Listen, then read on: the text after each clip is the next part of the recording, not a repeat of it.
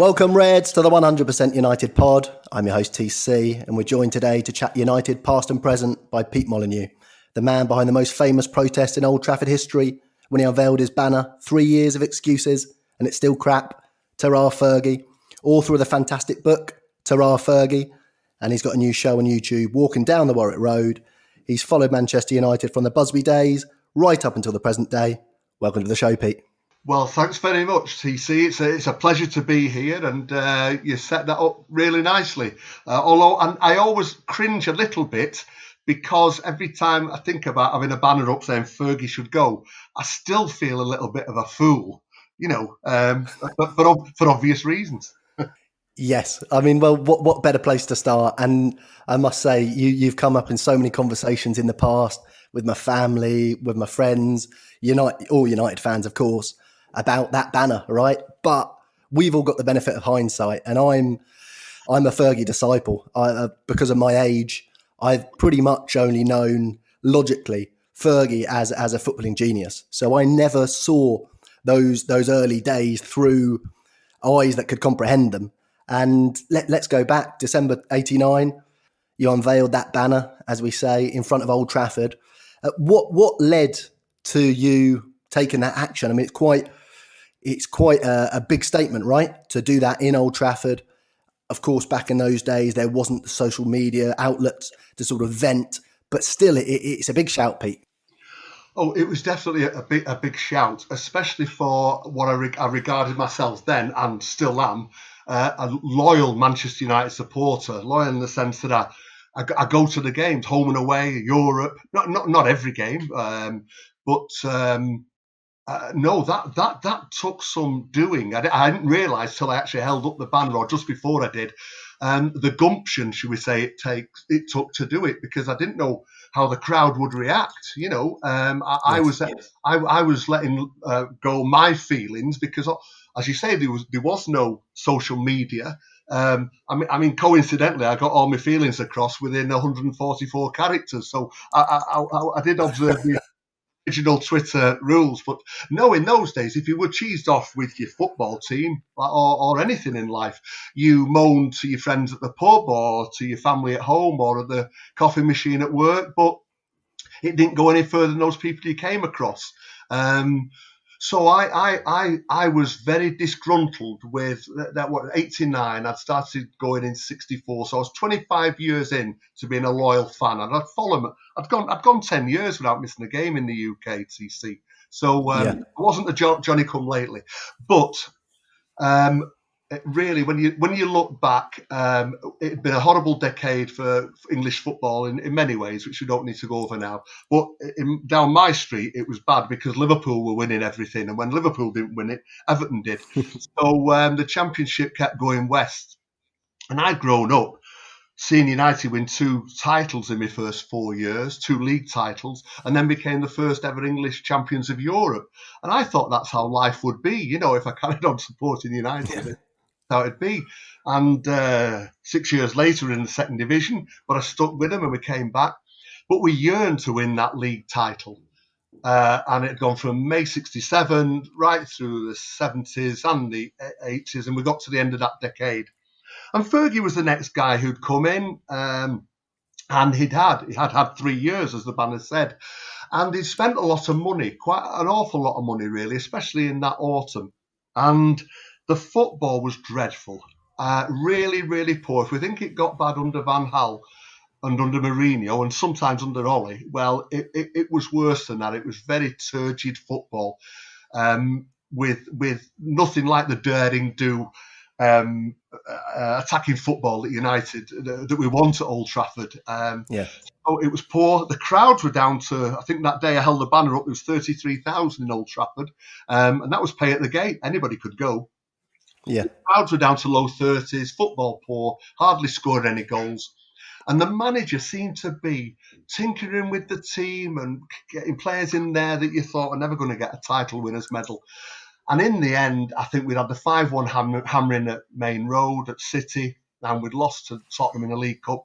And I couldn't take it anymore. And I thought, well, all I can do is voice my own protest. And so I thought, what better? I'll get some paint out the shed and get a sheet off the bed and I got my frustrations out, and that's all I ever intended to do, to be honest, TC.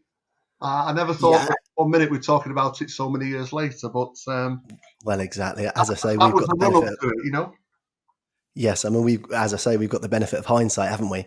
I mean, was the chatter around Manchester that Fergie had to go? Was it something that was shared amongst United fans, or was it something the media were trying to sort of brew up, and something that you personally felt? No different then to today, or it's more intense today. The media will always try and get a story out of Old Trafford. If the manager sneezes, they'll try and make a story out of it. And it was the same then. But it wasn't led by the media. There was definitely, amongst loyal match-going supporters, a Really? feeling that this guy's had long enough. And we were worse off than when we started. He'd spent the money, he'd been given the money, so he'd had time and money, the resources any manager needs from his board, and we were we were heading towards the relegation zone. As Liverpool, and I don't want to keep mentioning them, were on the way to another title. So, yeah, there was disgruntlement in the 5-1 thrashing at Main Road. Fans had tried to get down to the bottom of the Platt Lane and to try and get on the pitch to protest, not to fight, just to try and get their anger out in some way. They Yes. didn't manage to do it. But no, there's songs starting to be sung about Brian Robson's Red and White Army, as if he might take over as manager. That went on from around the end of October, TC, till probably the middle of Feb, because we hardly won a game in that period in the league, and we were heading south, So the loyal fans, not your Twitter arter that you might get now, your keyboard warriors, match-going fans either stopped going, they voted with their feet, or they were unhappy at Old Trafford. Yeah, and it was met with a good reaction. Well, in your case anyway, not for Fergie, but the fans reacted well to the banner inside the stadium. I'm led to believe. They did. I held it up in J stand. I still sit in the same seat now, or when I can get back in. And we held it up. I'd taken it to 2 previous matches. It was supposed to coincide with his 3-year anniversary, but that became Remembrance Day, coincidentally, so I left that. Then we played Chelsea, and I thought, no, I don't want to do it against some of our big rivals. It seems disloyal. And so I think I took it. I just decided to take it with me, and I kept it in the bag on this particular day. But Palace, who were bottom of the league and had lost 9-0 to Liverpool a couple of months before, we took the lead, and then they came back and went to 2-1. And when they went to 2-1 and Mark Bright put that second one in, I just thought, this is it now. I've got to go. And got the banner out the bag, held it on the seat. I told the lads next to me what I was going to do. They agreed, and we held it up. And it went round the ground, either side of me, along the United Road and along Case Stand and round to the Stretford. And it was like dominoes, a line of dominoes falling down. As people either saw it or people passed it on and said, "What's that?" And, "Oh, right." And yeah, the crowd did support it, and they did turn on him. And he did call it his darkest hour in his first book. Did he really?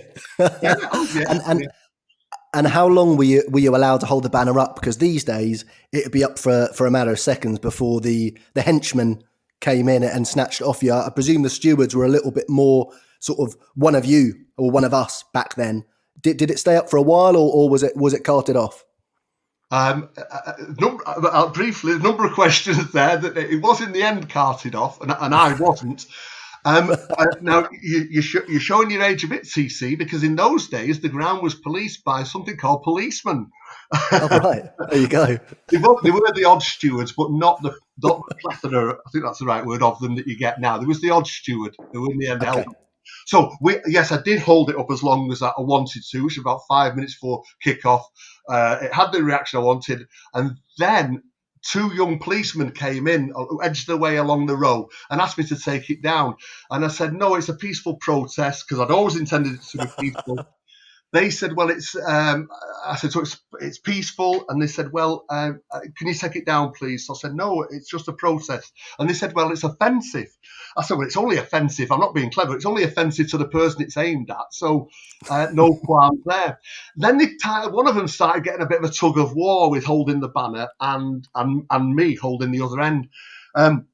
that's where the peaceful protest ended, I'm afraid, because I stayed peaceful. But there was a couple of handy lads in the rows behind me, and they said, "Hey, we'll hold up your banner, mate." And they grabbed it off the police. And the next thing I remember, a policeman's helmet went flying, cascading down the terraces. And I just thought, "Oh, let it go now, Pete." So in the end, they tugged it. They dragged the banner out. They dragged two lads out. And I went running after them, and I thought, if they're focusing on taking these two lads out, they'll let me have the banner back. Anyway, they said only if you come down for it. And I looked down under the forecourt there, under the stand, and there was about 50 policemen coming in with sticks and backup.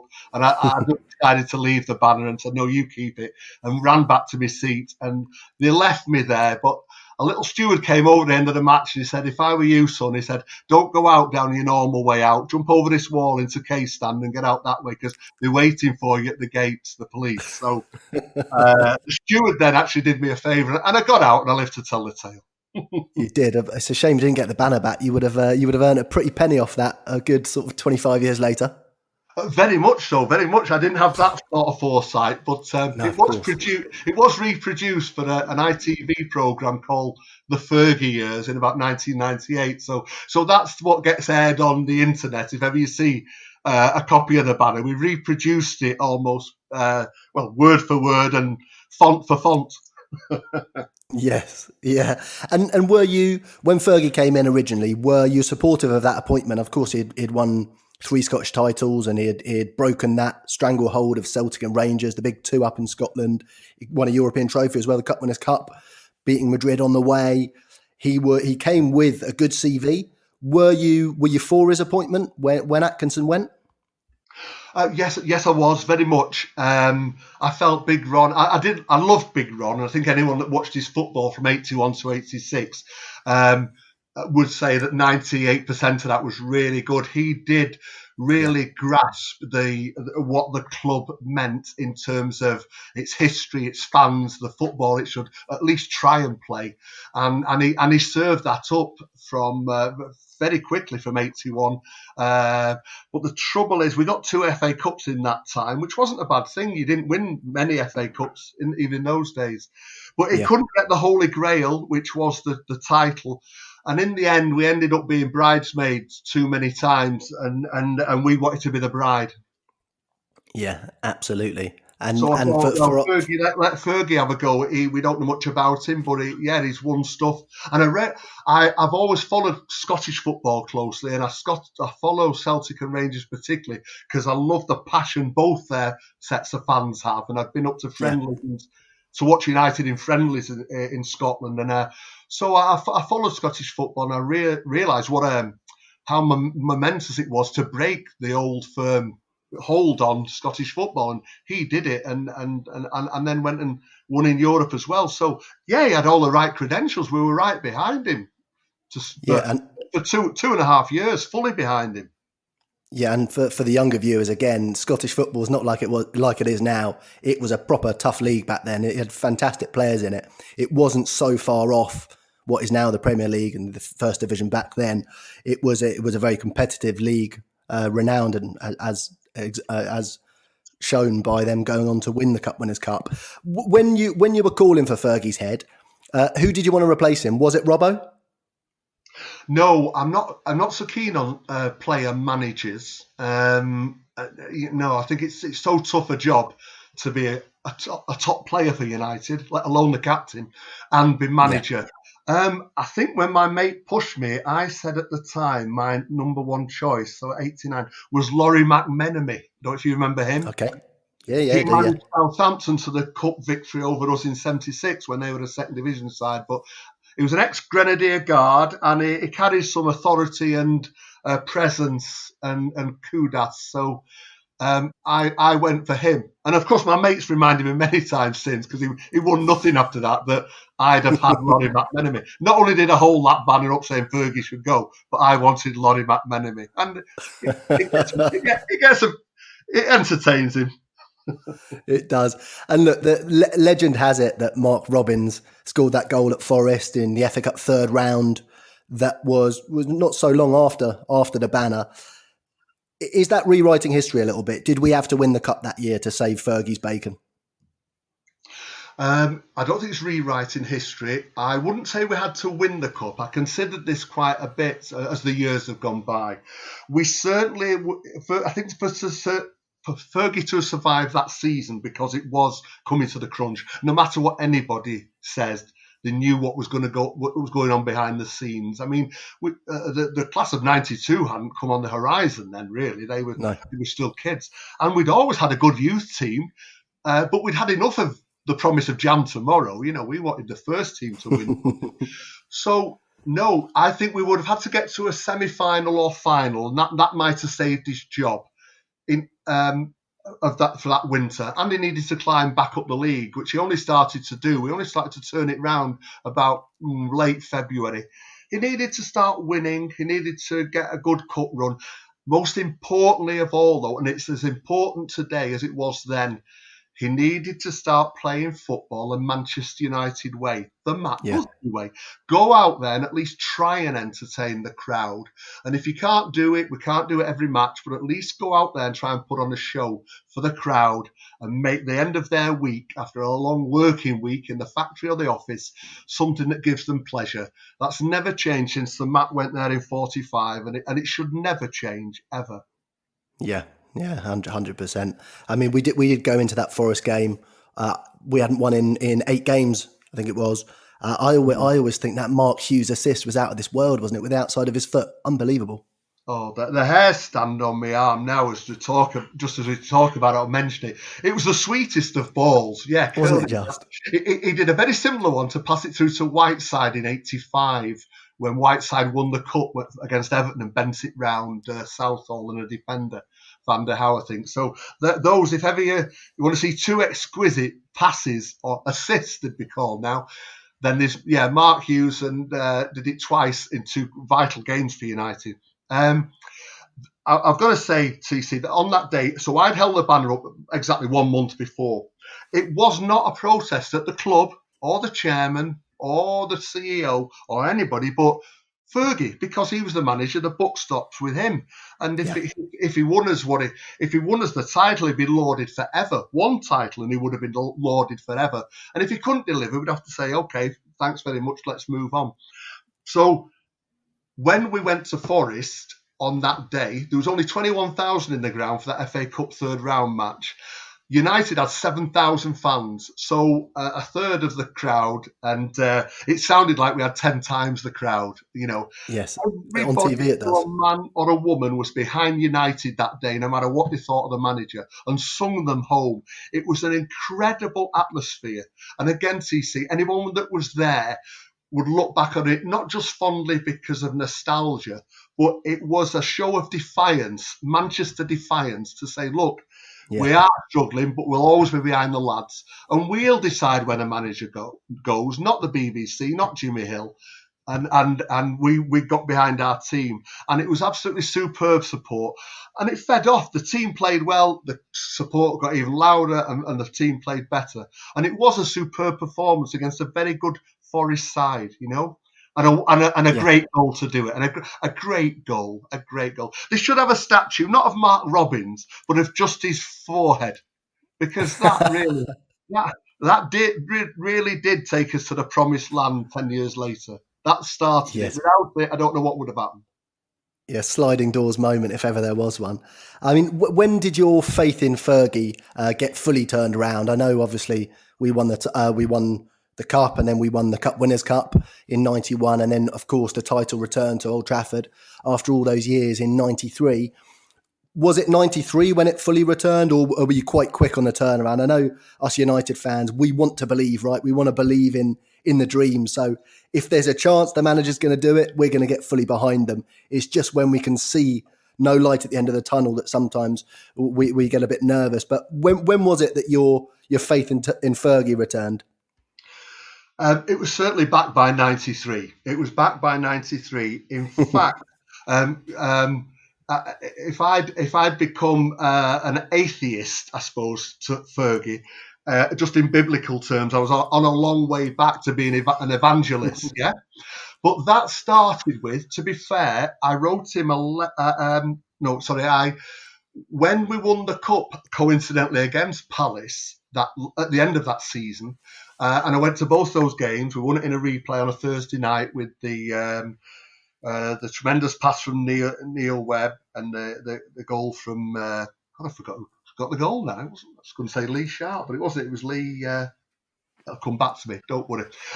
Anyway, we won the cup, and that night he went round following the team and taking the applause from the fans. And I remember thinking, I could see him clearly. I was only in about row 10 at the side of Wembley, and I thought, okay, Fergie, you bought yourself some more time now. Let's see how it goes. And we started to play some decent football, and I thought, okay, let's give it a go. But it didn't go right. If you just read the books now, because of everything that Fergie then did, people gloss over and they say, look, the banner held up 89, early January 90, Mark Robins scored the winner at Forest, and we all lived happily ever after. Well, for 18 months, it was still fairly poor stuff that we served up in terms of the football and the results, but we did edge our way. There was 2 games along the way that I'd pick out between 90 and 92. And I went to a game at Montpellier in the Cup Winners' Cup that we eventually won in the May of 91. Went to France and we won there after 1-1 draw at Old Trafford. We won 2-0 away. And we hadn't played many games in Europe, United, for 10 years or so. But we went and played against a very good Montpellier side and won that game. And I remember thinking then, this could be the start of something. And then about a few months before that, we'd gone to Arsenal in the League Cup and won 6-2 at Highbury against a good... Well, the Lee Sharp hat-trick. Lee Sharp hat-trick, exactly. And Arsenal won the league that season, I think losing only 1 game.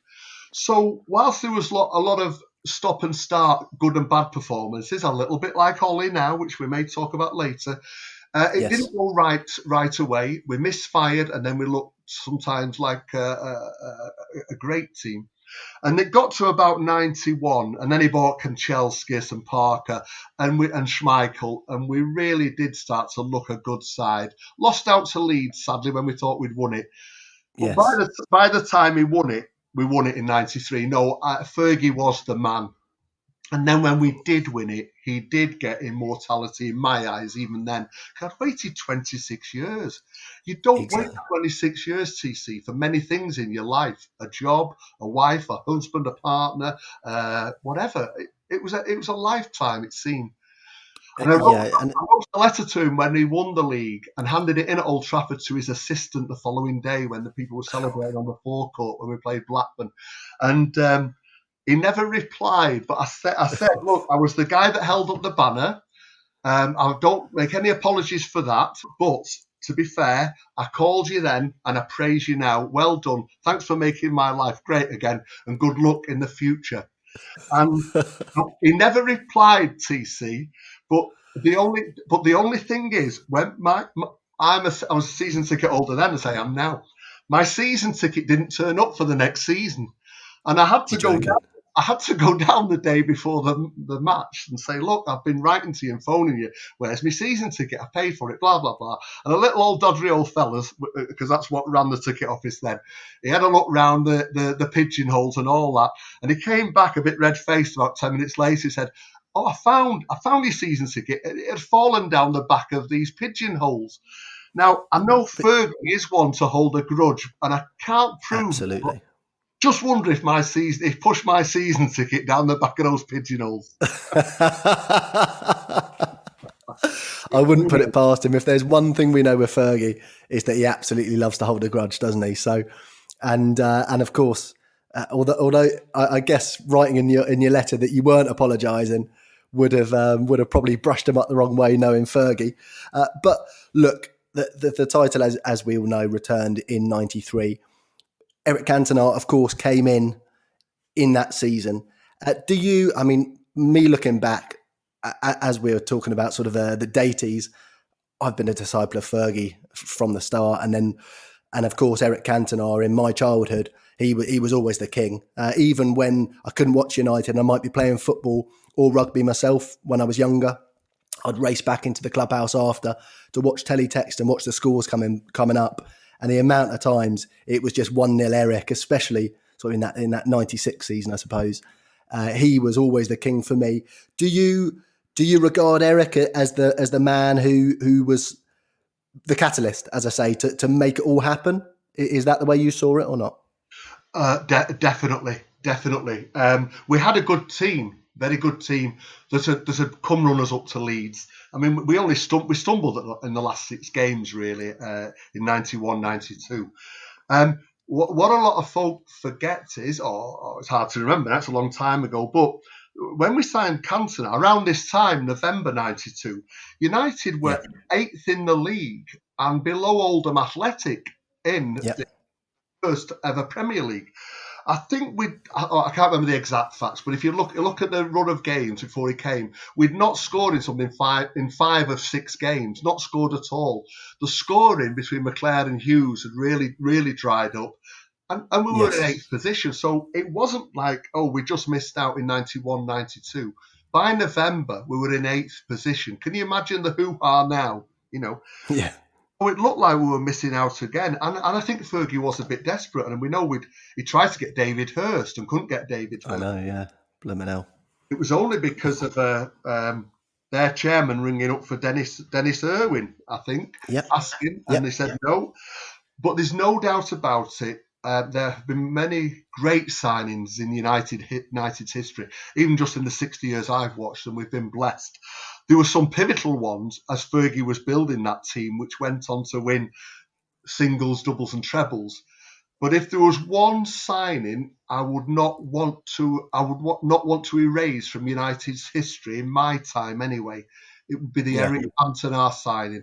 Because the team was only lacking confidence, and he brought, with his chest out and his shoulders back and his head high, he brought that charisma, that confidence, not arrogance, confidence, and it turned it around. It turned it around. I don't know what would have happened if we hadn't got Cantona in 92, 93. That was another sliding doors moment, TC, and I just thank God that Cantona signed, and he was immense in the joy he brought us that season and then for the 5 seasons after that. Yeah, I mean, he was a bit different as well. He suited us, didn't he? He suited United, that sort of rebel side to him. And people forget as well that he won the title in all but one of his seasons in English football, right? He won it with Leeds before he came across the Pennines, and then he didn't win it in the season where he was banned for his karate kick. So in terms of an effect on the Premier League, when you look at all those years he was in it, it's incredible from Eric. I think he won 4 out of 5, did he? 93, 94, 96 and 97. So you're quite right, he won 4 out of 5. He'd won it with Leeds, that's 5 out of 6. We lost on goal difference, didn't we? Did we lose on goal difference to Blackburn that season? I think we might have. So if he'd not got banned in the January, we would have won it with Cantona. He'd have got 6 out of 6, which would have been unprecedented in modern football, So, but you're right. He was born for Old Trafford, and Old Trafford was made for him. And to be fair, obviously, I realised by now Fergie was a good manager. He wasn't He was just a very, very good manager, and a good manager of men in terms of choosing them and managing them. And I think Cantona saw that in Alex Ferguson, and therefore they had a deep respect that meant it just gelled on the pitch. Yes, it's amazing with Eric, because I've chatted to a lot of Reds, but also a lot of the older generation Reds as well. And when you've seen the Busby Babes and you've seen all the different players that have come through the doors at Old Trafford, every United fan just lights up. If they've had the luck to see Eric and they're not too young, they all light up. They've never come across a United fan who is not just pouring praise onto Eric's shoulders. So I expected that to be the answer to the question. In terms of the Fergie years, would you say he was your favourite? I know you've got a different favourite from the past, but would you say he was the player that sort of got you going more than anyone in all the Fergie years, or is there someone else who you particularly had a fancy to? Oh gosh, well, I mean, obviously, I fancy them all in the sense that if they pull on a red, on a red shirt, anyone that pulls on a red shirt and plays well for United and gives their all for United. Yes. You don't have to be Yes. a great player, but then again, when you think of who we've had, and just in the Fergie years era, up there, I got to put Ryan Giggs because of Yeah. not longevity, but the joy he brought me. He'd have you on the edge of your seat if you did sit down at all. Eric was like Cristiano Ronaldo. Oh gosh, blimey. I knew when he left in '09 that was the end of something very special, and what he's gone on to do since is unbelievable. But I would probably pick from '92 to present day, Giggs, Cristiano Ronaldo, and Eric put the cherries on the cake. Yeah. But I wouldn't like to have missed Roy Keane. God, his bloody No. his endeavour, and leadership in such an unforgiving way was again integral to Manchester United going on to do those doubles and trebles. But if you're talking flair that excites you, yeah, Cantona, Giggs, Cristiano Ronaldo. Sort of present day, Rashford's on his way there. Rashford's on his way. I'm trying to think if I've missed anybody, but really, we're talking elite there. Let's put Eric and Giggs in Ronaldo in a little trio of statues themselves. Yeah, you're right. I mean, mentioning Keno as well. I mean, I went on the telly the other day chatting about United, and they actually asked me who I'd get from the past, any Premier League year from United to bring into this team now.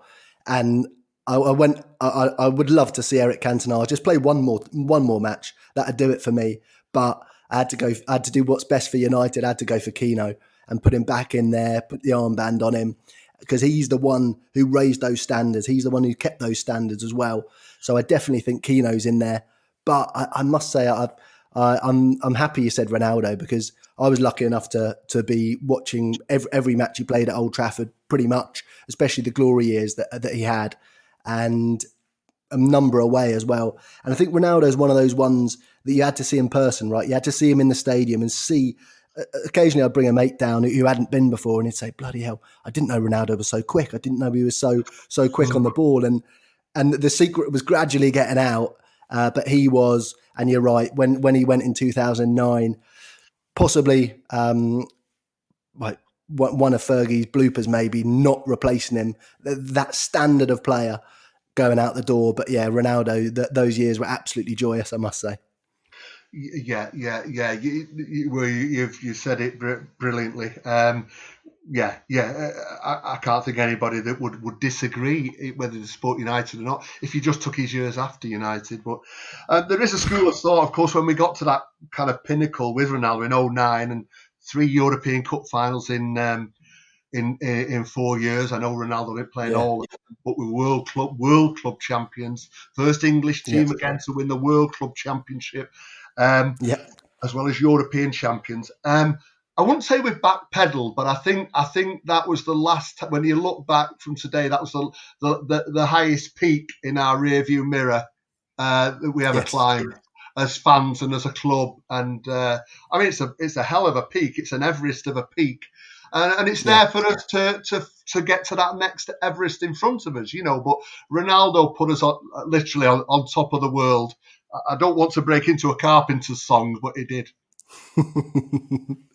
Yeah, you're right. It was amazing stuff, wasn't it? I mean, I know we'll chat a little bit about the beginnings of your United watching career, if you like.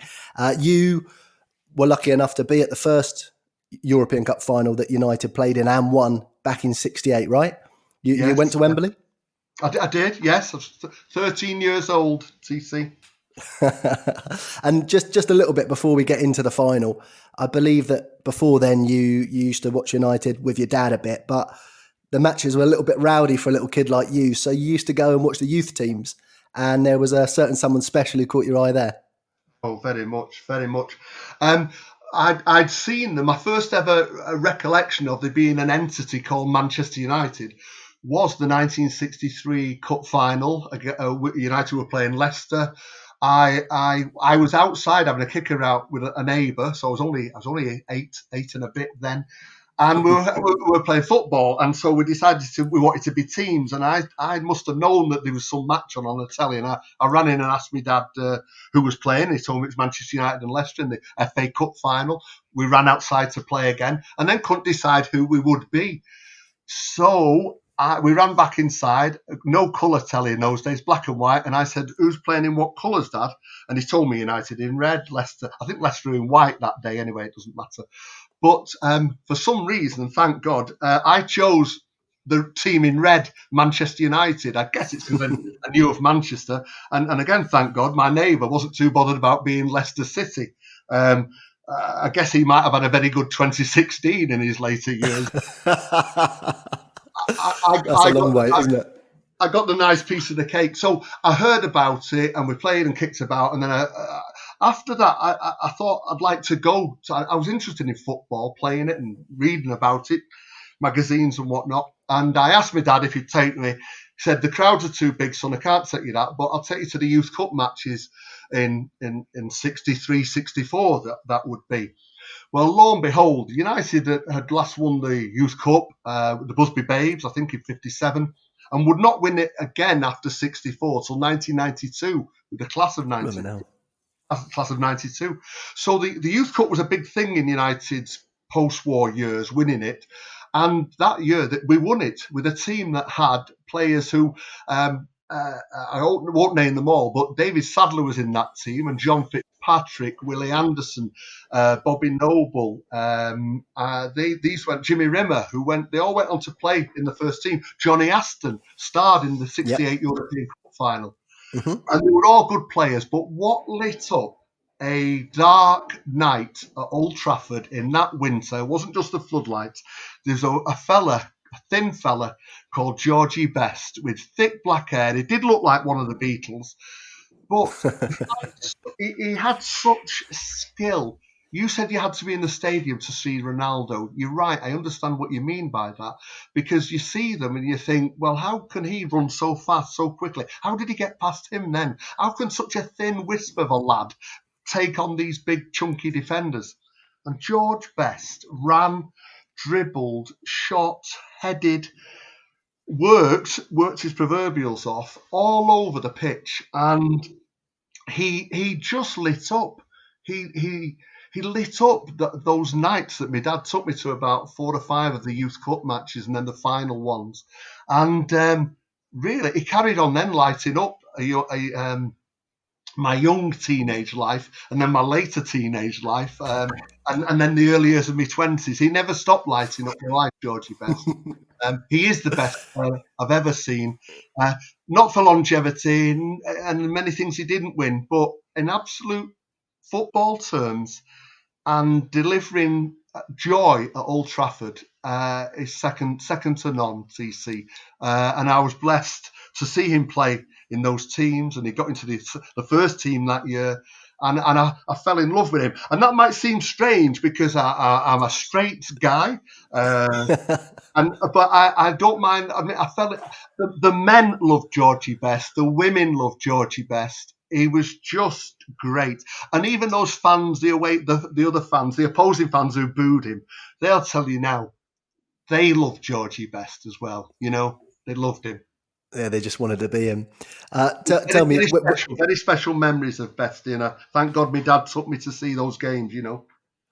When you saw him in those youth cup games, was he just head and shoulders? Was it obvious that he was just going to go on to great things? Was there sort of almost a ready-made player there? There was. It's hard to say. I think anybody that knew anything about football knew that. Busby and Murphy had tried to keep him under wraps. If you try and find Best's name mentioned anywhere in the United programme, it's not there. They mention all the others. They were keeping him under wraps. And some of the players that played with him then have said, yeah, they knew he was special, but they didn't want the press to find out, even in those days. Yeah, I think, and it was head and shoulders above, as I say, a very good youth team, 3 or 4 who went on to win European Cup medals. So, he was just, I've not seen anything like it then, because I only just started watching, but I've seen very little like him since. And probably Giggsy, was very similar, and probably Ronaldo, and there must be other. Yeah, Messi. Messi, yeah, he was special, but he was also, it almost was, and I know this can be a bit nostalgic. It was almost the time, certainly my life came alive in terms of me making decisions for myself, 9, 10, 11, rather than just going where my mum and dad wanted me to go. And I fell in love with United. I fell in love with everything that was to do with the club and the fans and the stadium and the noise we made. It was just great, and Bess was at the forefront and all that. And he was pictured with the Beatles and the Stones. There's a clip of him dancing on the Top of the Pops audience, and the Stones are there singing "Satisfaction" or "The Last Time" or whatever. He was a pop idol, the very first footballing pop idol. So there was all that going on as well, but it was for what he did on the pitch, TC, that really everybody loved him. He was made for Old Trafford too. Yeah, and what was it like, that '68 European Cup final? I mean, I know modern day European Cup finals. We I know yourself. You've been to them. I've been to them too, and many of our listeners will have, and also have watched them on TV. How different was it back in '68? Of course, it was the first. If people don't know, Sir Matt Busby was a pioneer of the European Cup. It wasn't favoured by the Football Association. They actually didn't want us to go into Europe, and Busby pushed the point. What was that occasion like at Wembley there, and the crowd, and just the build up to that game? It's almost difficult to describe in words, because it was such a fantastic day. It was a beautiful summer's day, May 29th. But it was the build-up of what went into it, and you're right. Busby took United into Europe in '56. The European Cup had only been started the year before, to try and find the best team in Europe. Let's see, many. The Hungarians thought they were the best. Yeah. The Germans, recovering after the war, thought they were the best. The English always thought they were the best because they'd given the game to the world. So the French magazine L'Equipe started a European Cup. Busby went in. Football League said, we don't want you to, and stopped Chelsea going in that first one the year before. So Busby had gone in. 2 years later, this great team that hadn't played the best football even yet was decimated at Munich. And so that dream was shattered within 2 years. Now Busby built that way back in 10 years through Bestie and Lord and Charlton and all those other great players we had. And so I was born when the Munich crash happened, but I had no real knowledge of it. I found out from my uncles, etc. So if you didn't live through it, you didn't really have that view of how important it was for the club. You knew it had been a big thing, obviously.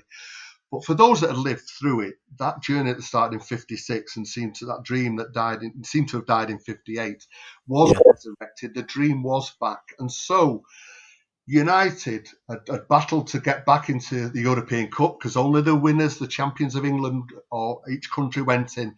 Got there in '66, nearly did it. Hammered Benfica 5-1, the first foreign team to win in the Stadium of Light. 5-1 we took them apart in '66, but couldn't win the semi-final against Partizan Belgrade. But had gone at it again for probably Busby's last go at it. Battles past Real Madrid, past a few other teams, Gornik, where there's 105,000 at the Gornik United game in Poland, in Krakow, cheering the Poles on. A very tough mining community. I wasn't there, TC, I'm not that old. But they fought through. They fought through that. They fought through 125,000 fans at the Bernabeu to get a draw after they won the home leg, and finally got to almost the promised land in '68.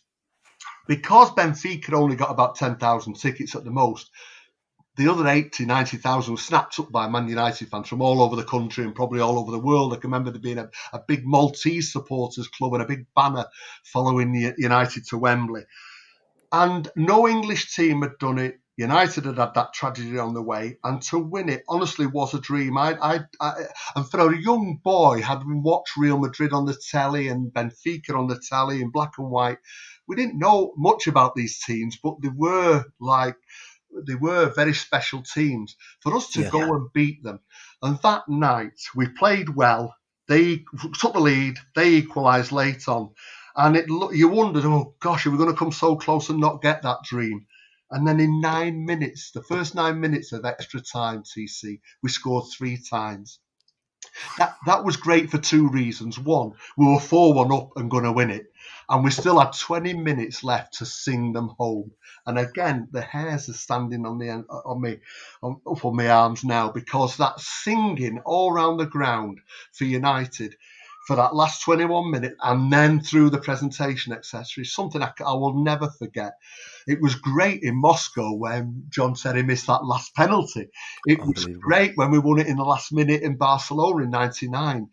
But we won it with a last kick. All those games, you need to win it when you've got time to sing them home. And that's 68, we sang them home. And there was men around me. I was a young boy. Coming up to teenage then, 13. There were men, 10 years and onwards, older than me, who were crying. And I hadn't seen that. I hadn't seen that as a football match before, and I didn't quite appreciate it at the time. But I came to realise it's because of what had happened. And I've just slowed down a bit because I'm getting a little bit emotional without wanting to. But there was tears of joy there for the Busby Babes and for the team that won it that night. So United deserved it. It wasn't won on sympathy or anything like that. And we were champions of Europe. And to chant champions of Europe was the most special thing ever. And it's why, for me, the European Cup, the Champions League, has always been the Las Vegas of football. Yes. Whereas the league is the London Palladium, if I might use that analogy. and going to Liverpool, something like the Oldham Coliseum. Yeah, I mean, you talk about the fans who are emotional. Imagine what it was like for Sir Bobby to survive and then to win it. The mixed emotions and the fact that his pals weren't with him to share in that as well. It must have just been unbelievable for him in both a good way and a bad way. Yes, definitely. And I do know from the papers at that time, in 68, they invited the survivors who couldn't play again and the families of the bereaved from 10 years earlier were all invited to the game, and the club, arranged their transport, etc., their seating and their hotels. So it wasn't all about just the sadness from 58, but folks played who'd been in a crash, and Charlton played. Yeah. Those guys that came in after that knew that it was special, because 3 of the lads, Styles and Kidd and Johnny Aston, were Manchester boys, and they knew that they were young lads at Old Trafford or in school.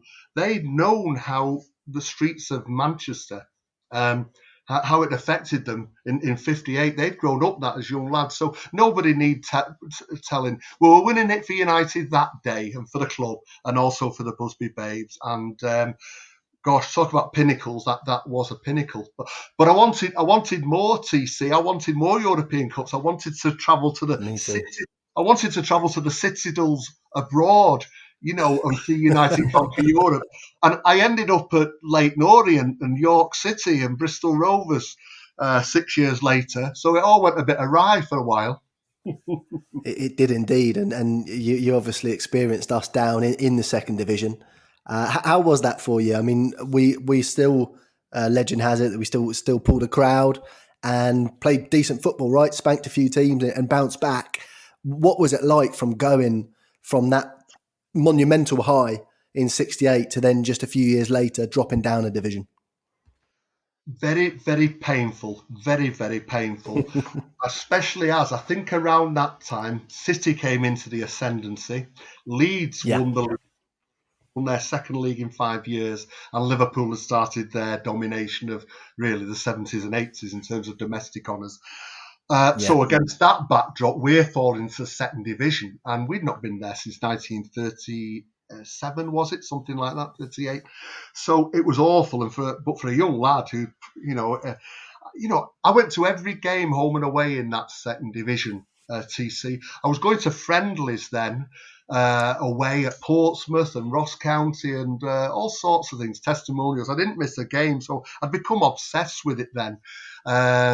It became an obsession for about the next 10 years. But so for that to happen, but we had to take it on the chin. Tommy Dock, to be fair, got out of jail just in time because we'd had a couple of bad seasons before we went down.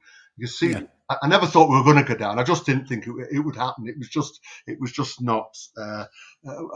People talk a lot now about mental health. Good Lord, I could never have coped with that in advance. Anyway, the point is, Tommy Dock, about the last 3 months of the season before, as we were going down, apparently had a bit of a chat with Matt Busby, who was still around. Off his own volition, Busby didn't intervene.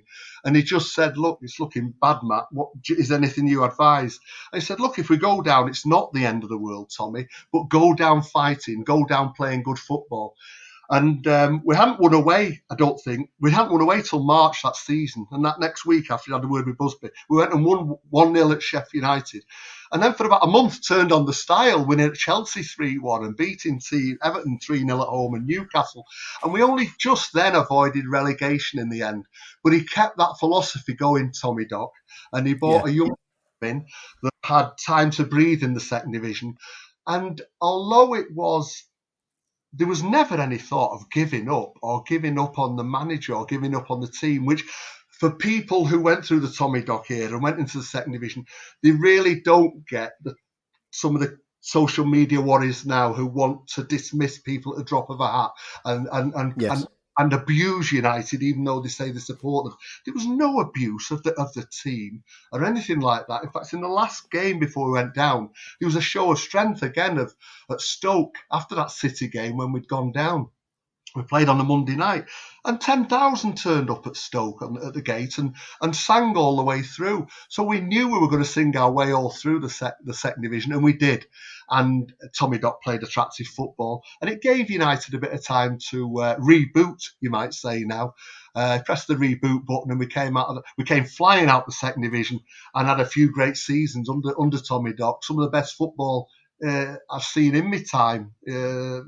Other than Fergie and Atkinson, so and we saw some different places. I followed them at home and away, like I say. I like going to different places, and I certainly went to some different places there. But it was great, and the support was fantastic, unbelievable. Then when we got back to top flight, crowd, full houses, most games, and the Stretford end in its heyday, really, I'd say then.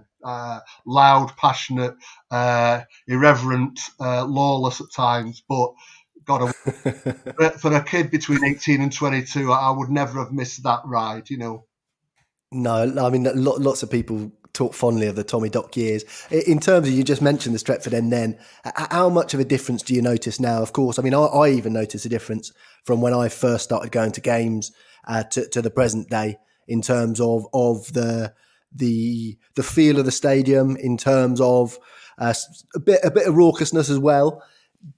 You say that you think that was possibly the height of the Stretford end noise and rebellion, if you like. How much are we talking night and day here from sort of a current match? You still go to games, of course. You still sit in that same seat, right, in the J stand. How different is it now to right back then? The Stretford end and Old Trafford can still make a hell of a noise. And of course, we can't make any noise at the moment. But if you only have to go back to the last game when we were all let in to Old Trafford, and it was March the 9th, I think, this year. We played City. We took the lead, and Fernandes was looking really good. And then McTominay scored that great shot after the goalie threw it out badly. That 89th, 90th minute goal and the response from the crowd, and it wasn't a cup-winning or league-winning goal. It was just an ordinary game in a derby. Shook the stadium. If you can go online and see some people's individual recordings, it was one of those where even the camera on Match of the Day or Sky shook because the ground was shaking. I hope I will get back into Old Trafford before I pop my clogs. But if I don't, I couldn't have gone out in a better way, and I can write that on my tombstone, because the ecstasy in that moment, and it gave us a buzz. Not right back, not for minutes after it, not all the way back to the car, not till I got home, but I walked tall for about a week, as did anybody I know that was in the ground, and I'm sure those watching at home. So the Old Trafford crowd can still do it.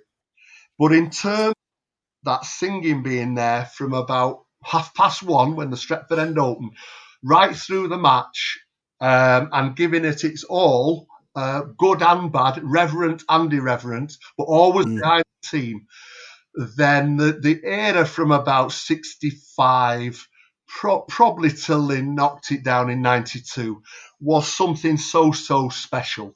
It had every mix, and I'm glad I grew up in it. I wouldn't like to be 66 as I am now and in it, because I'd struggle, although I try my best to be in it.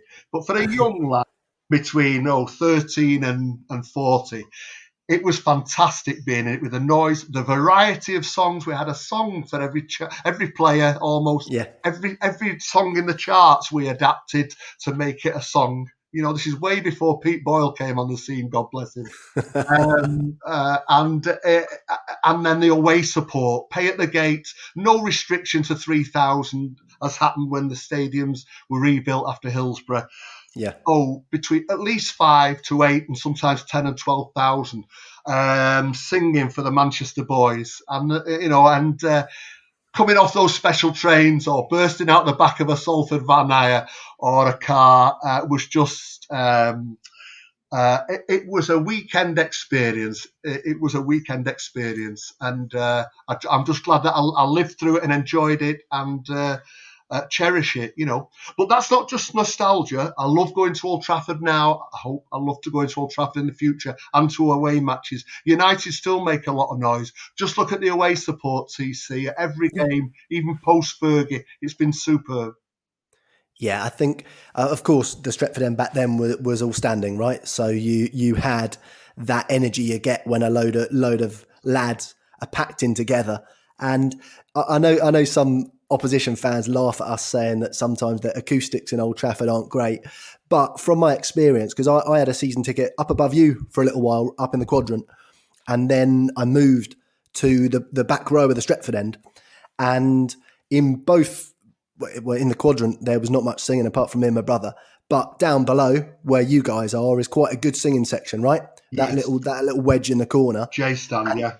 Exactly. And then up in the top of the Stretford End, we're singing all game, total variety of songs, top of our voices. And I thought, I'm in there thinking, we've got a banging atmosphere today. This is awesome. I get home and I watch I used to watch the whole blooming game when I got home from Old Trafford. And I'm thinking, where's the blooming noise? If they're not the microphone off or something, and the noise does get trapped up there because we were singing non-stop. The whole top tier of the Stretty, and I know you boys down there as well. But of course, on top of that, you've got a lot of corporate seats as well, and the divide in the middle of where the corporate seats. So the singing doesn't flow around the stadium like it might have used to. But still, on those big games when the whole of Old Trafford's up, it's still a sight to behold.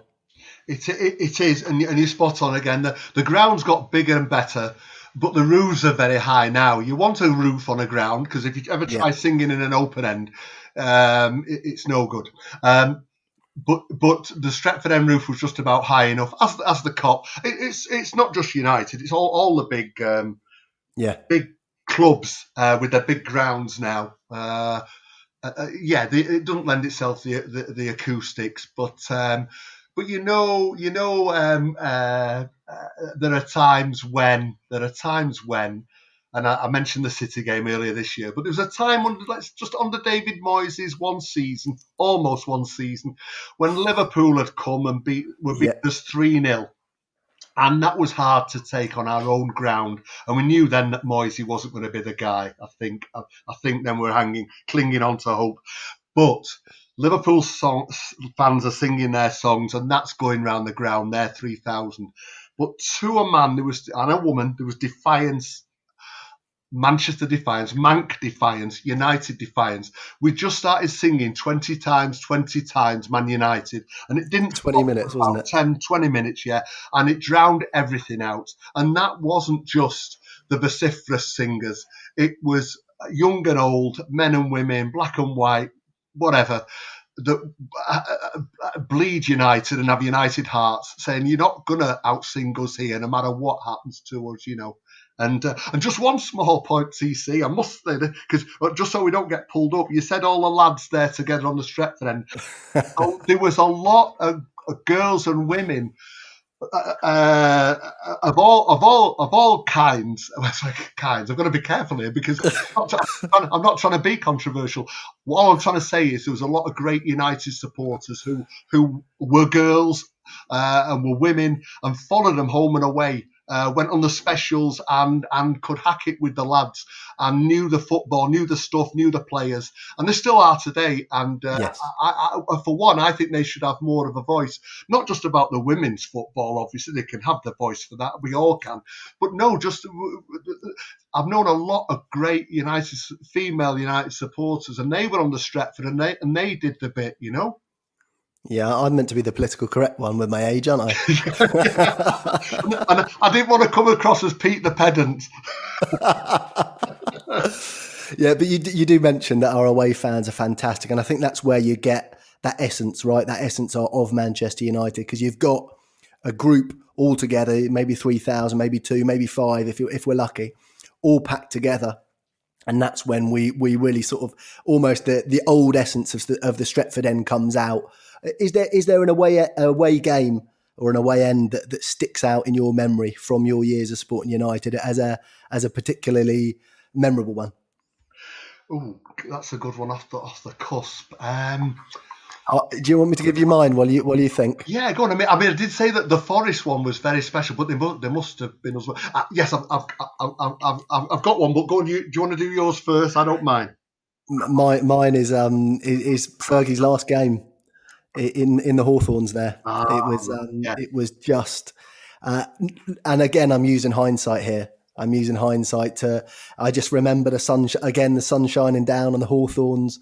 We had a few ciders in there. We couldn't get in any of the pubs. All the West Brom fans had locked us out the pubs. There was one pub, I think, that was a United pub, if you like, in inverted commas, but we couldn't get in. So we sat down on the floor of the Morrison's car park and breathed in the Black Country air. And little did we know what kind of journey we were going on after that match. But that match was, I was still disappointed we hadn't won. Those were the days where you were disappointed. You won the title, you draw 5-5. It should have been a bit of fun, but I was still a bit pissed off.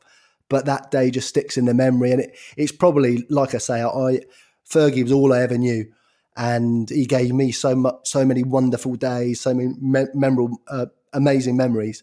That was kind of like the week before at Old Trafford was fantastic as well. But that one at the Hawthorns was pretty special. And I think it's got more and more special as the years go by. Yeah, no, you're right. And I guess if you've only ever known Fergie, then yeah, that must be like the curtain coming down, knowing the curtain's coming down on something that's been so special. And then we all think, what's going to happen next? When it got so great, right in the noughties, should we say, under Fergie, and we're winning. He brought us back after Mourinho had a go and Wenger had a go, and then we won a back-to-back trebles. I did sometimes wake up in the night thinking, "Oh my God, what are we going to do when Fergie goes?" So I was very much the evangelist then and the disciple. But I thought, what's going to happen? What's going to happen? And it was almost like starting to worry about what if something bad happened to one of your family. And it's one of those things where you have to think, actually, I can't think about this anymore. It's too upsetting. Forget it. Move on. He's still with us. Move on. And it was really. What would happen now? I didn't know what it was going to be like, but for knowing that curtain was coming down on that day, TC must have been, and a 5-5 draw, and unbelievable, hat trick. My one regret, Pete, was we were raucous that day, but about half an hour before the end, or even before then, we were taunting the stewards and the police with songs about we're going on the pitch. And I was pretty sure we were going on the pitch, and I was well up for it as well. But we pushed the point until about 10, 15 minutes before the end, there was lines of policemen and stewards. I've never seen such a line in front of a modern day away end, because they knew they could sense that we were in party mode, and we were going to go and carry Fergie off. And I wish we'd just kept stum and got on, but that's my only regret of the day. Yeah, no, I know what you mean. And in the old days, they kind of always did a pitch invasion, a good-hearted pitch invasion. Yeah, exactly. Newcastle and Hereford, when you see those pictures. I'm all for a good-hearted pitch invasion, but To be fair though, Pete, that day the West Brom fans weren't up for a party really, and if we had gone on the pitch, they would have come on the pitch. It would have ended in a tear up. I'm sure of it. They were not a nice bunch. There were United fans popping up in the West Brom end, and I saw a few punches thrown, but between them, but of course started by the West Brom fans because the United fans are in their end, and I do get it. I've seen it in Old Trafford where an away fan pops up and it sort of. We don't like it, do we? But no. they were not up for party mode because we were buoyant and we were still that arrogant, our top arrogance, confidence, whatever you want to call it. That Manchester United, we'll do what we want, Yeah. and it's great for us on our side, right? But from others looking in, it probably doesn't look so rosy. It's a pity that it couldn't just appreciate that it was the end of an era in football, whether you support United or not. And you don't have to cheer us on, but for you don't get people like Fergie. You only get them every now and again. And we've been lucky to have two great managers who've done the best part of a quarter of a century. But just to acknowledge it, like a few years ago, we acknowledged it was Wenger's last time at Old Trafford, and we paid our respects. There's got to be that element.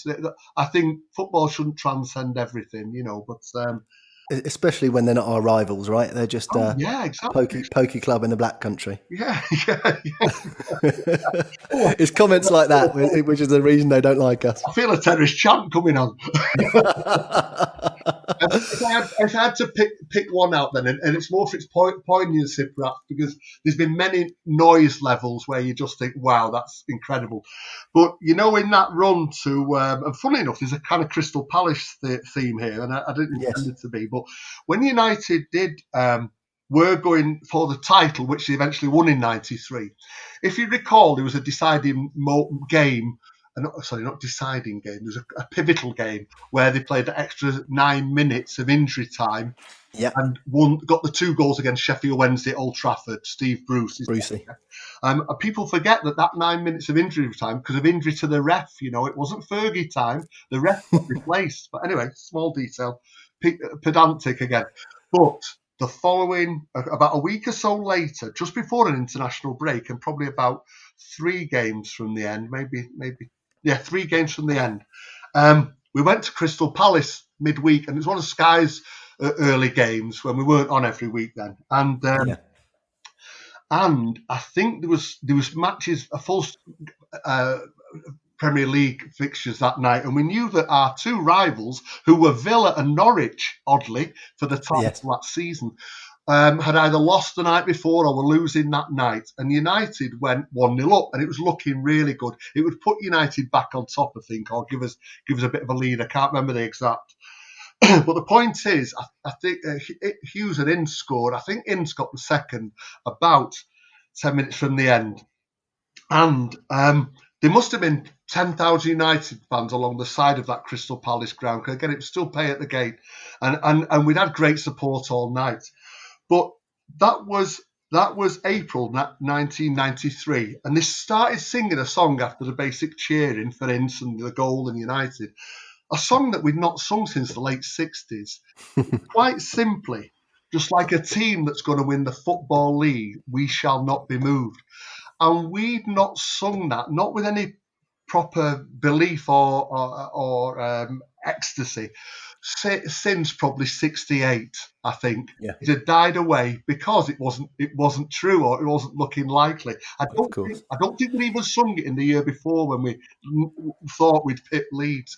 But when it was sung, and after losing out to Leeds the season before, everybody was kind of cautious about celebrating this thing that was taking now 26 years. But when Ince put that second one in, and the crowd, to a man, to a woman, whatever, our crowd started singing "We Shall Not Be Moved," and it came in like rolling fog. TC it started with a few, and when a song, it's not instant like the 20 times. A few start singing it grows and grows and grows, and it seems to envelop the whole stand. And oh my goodness, I hadn't heard it since I was a young lad, and it meant so much. And it was 99.9% true, because I think it took us into a bit of a lead there that the other two would struggle to catch, and we'd have had one home game that would clinch it, But we shall not be moved, just like a team that's going to win the Football League. We shall not be moved. And for the first time in best part of 25 years, TC, we meant it, we knew it, we believed in it. And that was unbelievable. Yeah, it's not a song you sing unless you're pretty sure you're going to win the league. I mean, in the late Fergie years, we started pretty early, I must say. But yeah, after 26 years, you don't bring that out unless there's a real feeling in that away support that you're going to go and do it. And I can only, well, I'm starting to imagine. I would say I don't know what it feels like, but we're starting to get there in terms of being starved of that kind of stuff. Look, we did, of course, go on to win the title there.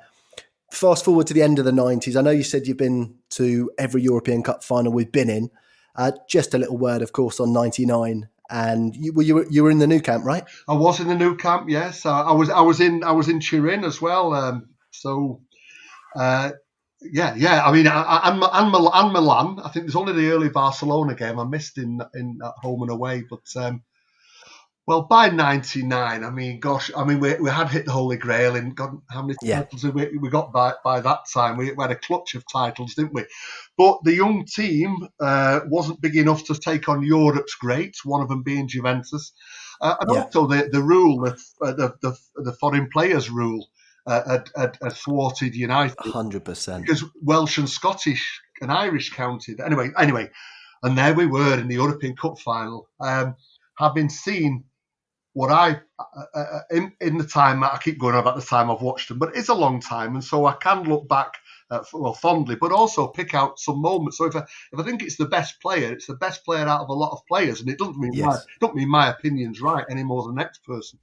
But I think that performance, United's performance, team performance in Turin, come back from 2-0, is the greatest United performance, team performance I've seen. But unequivocally. And Roy Keane's performance that night was the best individual performance I've seen of a United player in all my time. And I know he wrote in his book that people say that because they feel sorry for him because he knew he was missing the final. Well, no, I would argue with him even face to face. And that's what I'm doing. He took on that mantle, even though we were 2-0 down, to a team that were going to equal Real Madrid's 5 finals on a run, consecutive finals. They were going for their 5th final in 5 years, I think, or something like that. Anyway, but there we were in the Nou Camp, hampered by Keane missing, hampered by Scoldy missing, Beckham in the middle, and Giggsy on the right, and Blomqvist brought in. And we save almost our worst performance for the biggest game. Yeah, we were pretty dodgy that night, weren't we? Very dodgy, So I waited that 26 years to see the league and grown from being 12 to whatever the difference is in that, the maths. But I'd waited since '68 to see us win the European Cup again, and that's that 20 minutes that I talked about earlier of singing the lads home that I thought I'd do quite often. I'd moved from being 13 to 45, so it mattered a lot to win the European Cup. That's where United should be, champions of Europe, in my eyes. And it looked like we'd bottled it. And I can clearly remember looking up, because there's no roof on the Nou Camp, a very bright and clear sky and a very bright and clear moon. And just below the moon was the scoreboard at the other end. Clicked onto 90 minutes, and we were losing 1-0. And I don't know if I actually thought, oh God, we've lost it, but it felt like, that's it then. I think even the most optimistic person. And oh my God, talk about how your life can change in 3 minutes. Everybody's life changed that supported United in those next 3 minutes or played for United, because you don't do that in a European Cup final. It's the sort of thing I used to daydream, probably like a lot of young people when they're young, that I might get called on to play for United, or that was at a game where United came back from 3-0 down and won, or we won the European Cup in the last few minutes. And there we were. I was watching my daydream, and I can remember the first one going in, and I was with about 8 or 9 others, and we were literally falling about on those steps like everybody was. Yeah. And what I remember most is the wide-eyed, wild-eyed disbelief as the fans around me, and probably I was the same looking to them, of disbelief of we've done it. And if somebody had said you'd won the lottery, you wouldn't have looked as happy. Honestly, Yeah. it was wide-eyed, wild glee and excitement. And it took us it would have taken us 10 minutes to recover from that. But we hadn't recovered when the second one went in. And you saw it. You don't have to imagine it. Well, I think that's what was so incredible about that moment, right? Yeah. Is we had the first goal, and you're going probably more bananas about a goal than you've ever gone about a United goal. So your level of adrenaline and joy is above top level. And then you put on top of that a European Cup winning goal a minute later. I'm surprised we didn't all just blooming shut down the computer break, because Yeah. you know, in terms of our bodies could take it, because that sort of adrenaline on top of adrenaline, it was just, I mean, I was still celebrating the first goal when the second one went in. Some missed it on telly. Some missed it in the stadium because they're either still on the floor or they're hugging their mate, they were crying, whatever. There's only so much a human being can celebrate a goal, and I think United fans know that better than anybody, because we've had some great last-minute winners. In the biggest of games, there is only so much you can do. There are some goals that you just can't scream loud enough. You can't let out that ecstasy enough. You can't say enough about it, either at the time or after. Yeah. I think some fans went into mild shock on the second goal. I really do, because we were walking around like zombies a little bit, for some time after that. As in, have I just seen what I've just seen? But we had, because we celebrated it for half an hour with the players. It was a great celebration after the final whistle. But gosh, what a way to do it! What a way to win it! I mean, I suppose if you are going to win it that way, because there's not another ecstasy moment like that. And we were champions of Europe. And you know what? We didn't realise that what lads I was with, the people I was with, I think most United fans, it wasn't till we'd got out the ground, and that was at least half an hour, 45 minutes, maybe a bit longer. It seemed to be very late. We got back to the middle of Barcelona. Only half an hour, 45 minutes afterwards did we realise we'd also won the treble. Now, that sounds daft now, but it was all about winning the European Cup that night. And, of course, the way we won it. And then people say, hey, we've won that treble that people are talking about. And I can hear myself saying that now, thinking how daft that sounds. But honestly, that's how it felt. Like, hey, we've won the treble and a double, but it was being champions of Europe. Manchester United were back on their perch, never mind the Scousers. We were on our perch at Las Vegas. We were champions of Europe. And we sang that down the Ramblers until there was hardly anybody left. And I sang it probably as joyously as a man of 45 as I did a young lad of 13. And I've seen 3 European Cup final wins, and I've got 2 children. They're grown-up children now. Those are 5 highlights in my life that I find difficult to split: the birth of my twin daughters, which is incredible, and 3 European Cup wins. I should be able to separate them out. I should be able to put them on a banner, but I'll settle just for not separating them out. 5 things there, 3 European Cup wins. And TC, just a little bit of personal bit there, but they were born in 1999 in September. Fantastic. Daughters, they're the only children I've got, and as a man, no man should have so much luck that he has a treble from his team and a double in his family in the same year. What are they called? Ollie and Teddy? No. Well, the girls for a start. I guess I couldn't. I know. No. Beth and Jess. We went on this. I keep it. No.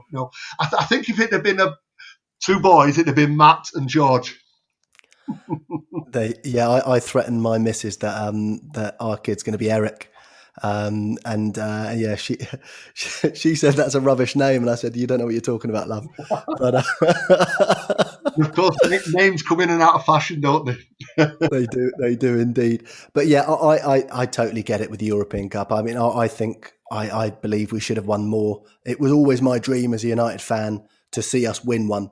After that '99, I was too young to get out there. I was at school. I watched it in boarding school. Actually, Oh, I right. remember I was I was hugging my mate Connor.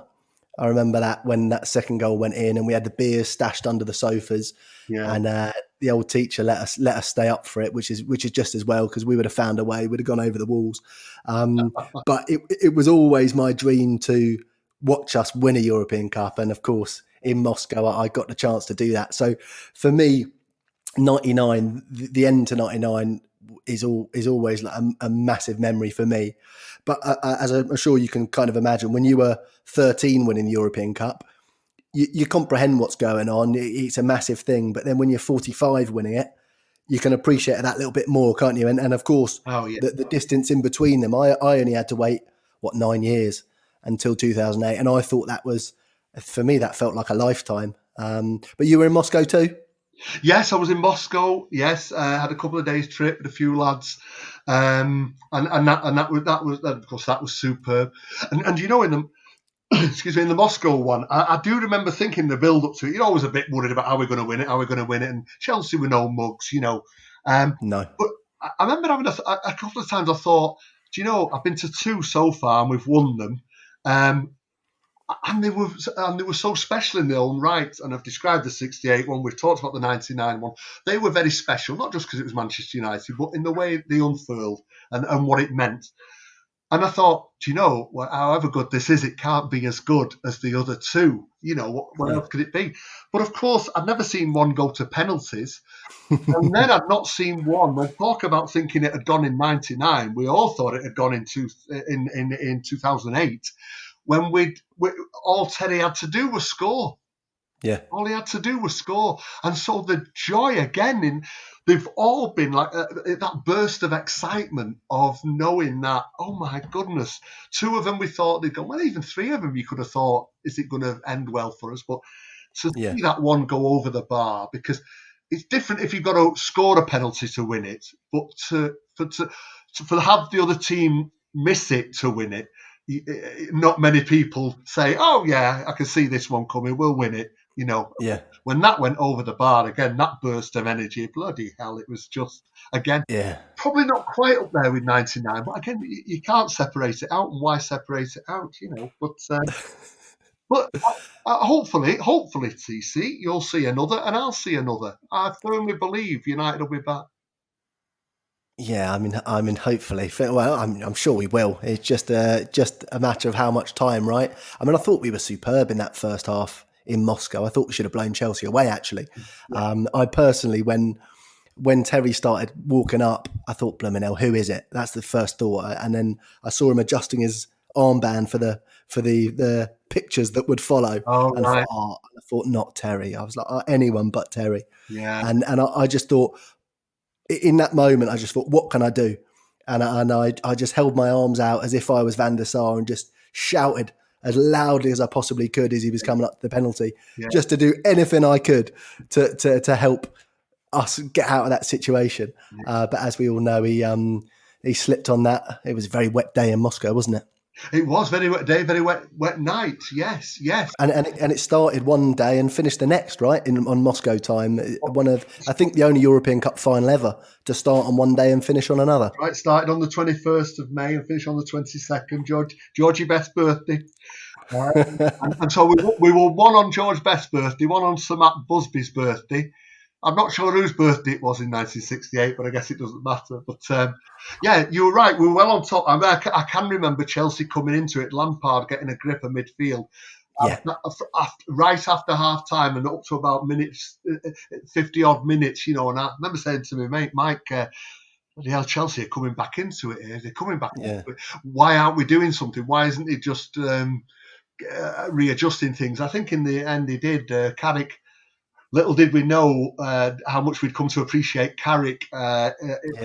It took a few years for United fans to warm to him. I think Everybody did, yeah. I always liked Carrick. I don't try and be clever when I say that. I liked his industry and his confidence and the way he could move a ball about. But he was just about coming into his own, wasn't he?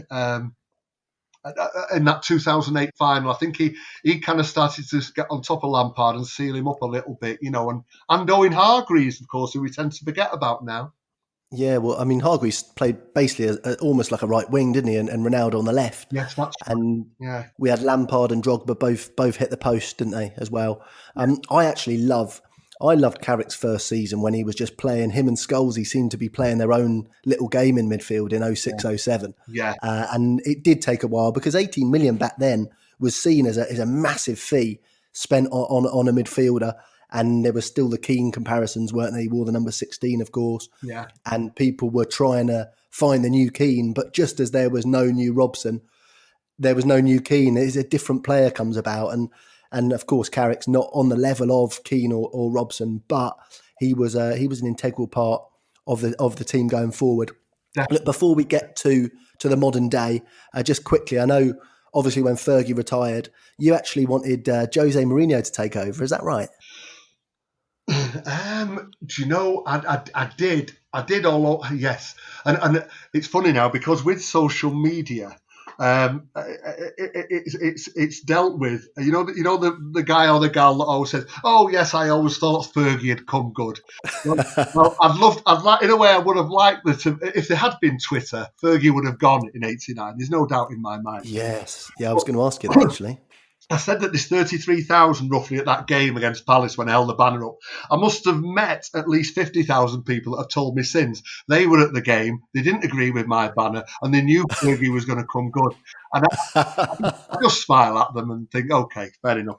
So now you can track back on things with social media and say, well, actually, TC said that, I wrote in to our Fergie in 2013, I thought he was going to get the job. Because he seemed to be interviewing for it when Madrid beat us, when Nani got sent off that year. I don't know if you remember it. I was at the game, yeah. I mean, I totally agree with you, Pete. And I actually wanted Mourinho to take over as well. Yeah. So don't worry, we're in the same camp here. Yeah. And I thought the exact thing. I said it to, was it with my old man or my brother that day? I think my old man. And I said, blooming hell, Mourinho, he was trying to act like a United manager tonight.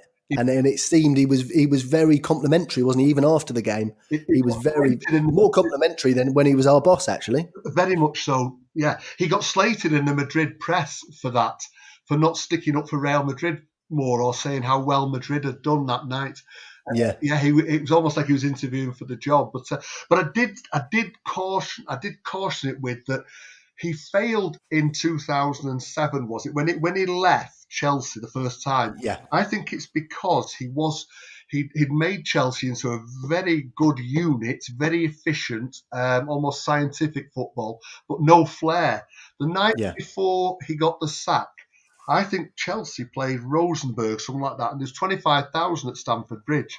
United played their European group game, and there was 75,000 there. And that seemed to mirror. He'd had 2.5 years, 3 years at Chelsea and had done very, very well trophy-wise, but he wasn't making them anything beautiful, and yet he had all the money and the time to do that. And I just thought, okay, well, I know there'd been whispers that some of his teams were a bit negative and maybe wouldn't suit United, and I found press cuttings since then of people that said it before 2013. Little did we know that within he didn't get the job, obviously, but when he did get it, and I think by then we all thought, give it him, no matter what football he plays, that he'd turn it so boring by 2018. So I did worry about the style of football he could play, but I can't say I knew it was going to be as bad as it was. I really did think he'd win trophies, which he started to do, and that perhaps when he gets Manchester United, he will stay and he'll turn us into something beautiful. But that dream didn't come off. Yeah, I mean, I always just thought after Fergie, we've got to get the monkey off our back. We've got to win that Premier League back as soon as possible, because it could get into a little bit of a messy situation otherwise. And I didn't think it would be this messy, if I'm honest. But I always thought Mourinho was that man, right? He knows his way around the Premier League. And also with his first Chelsea side, he did play some decent football when what was it, Duff and Robin on the wings, and and then the younger City guy, Ian Wright's son, right? Yeah, Wright Phillips. Yeah, I mean, we could have dealt with that if we were winning the title. I just thought, do you think maybe I know it's impossible to tell. I still think that we might have made a mistake there, and we should have. Well, he obviously made a mistake with who we got in, but getting Mourinho then might have turned out different. If we'd have got him in 2013, yeah, it really it'd make a good little play or a very small book. Do a sliding doors of this is what did happen.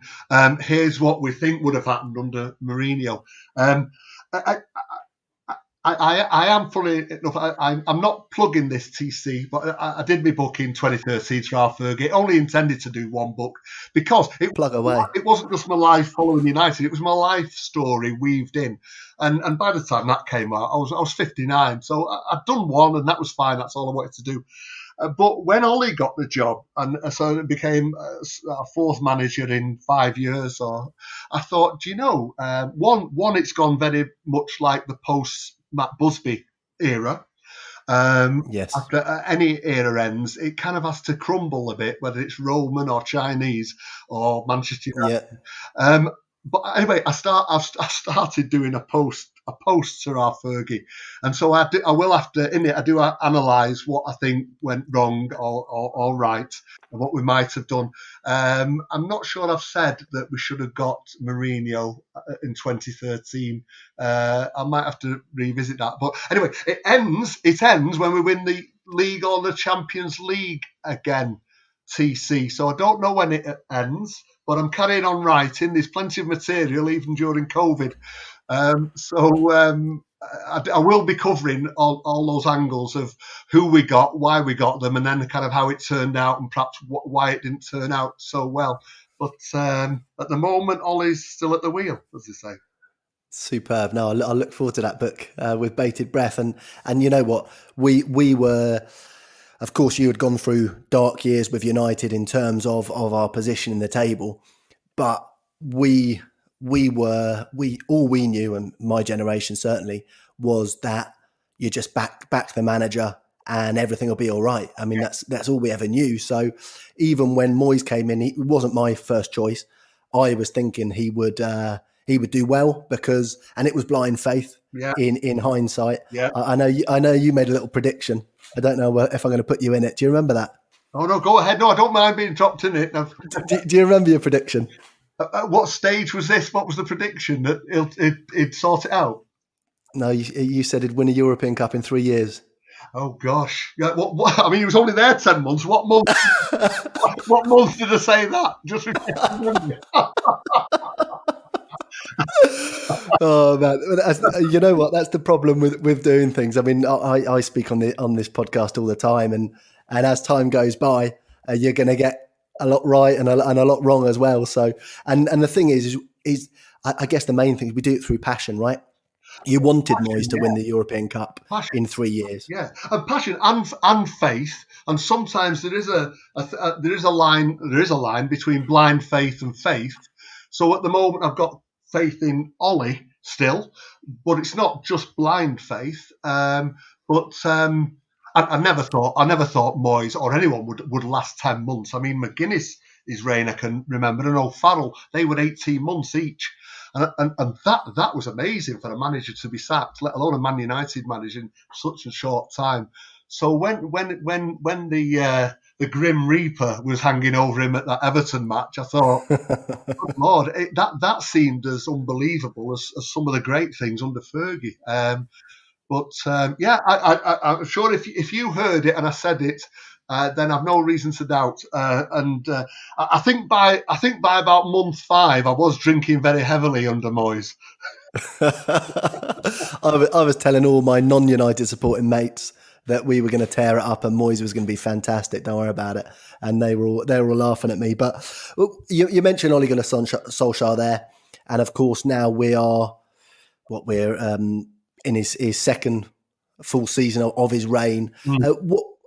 How are you feeling about Ollie at the moment? Of course, we had that fantastic start and with that honeymoon period, as we call it, where the old United seemed to be breathed back into the club, and the fans, the players. It seemed like the old days again.